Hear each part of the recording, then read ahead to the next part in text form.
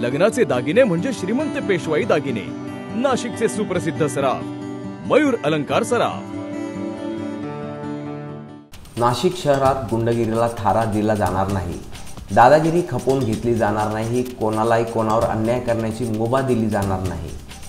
गुंडांपासून नाशिकला मुक्त करणे हेचमेव उद्दिष्ट असल्याचे राज्याचे जलसंपदा मंत्री गिरीश महाजन यांनी शुक्रवारी पत्रकार परिषदेत स्पष्ट केले। कारागृहामध्ये गांजा, मोबाईल फोन यासारख्या गैरप्रकारांची प्रकरणे समोर येत असल्याने या प्रश्नावर महाजन म्हणाले की या प्रकरणाची चौकशी होईलच, दोषी अधिकारी अथवा संबंधितांवर कठोर कारवाई केली जाईल। गुन्हे दाखल असतात त्यांची अजून राजीनामा किंवा अकलपट्टी केली नाही पक्षातून, कोणाची वाट बघता? मला वाटतं यात कोणी असो कोणाचीही गय केली जाणार, जे काय ॲक्शन असेल ते मान्य आमचे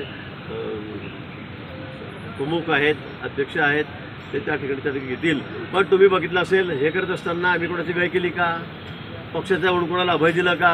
कुणालाच दिलं नाही।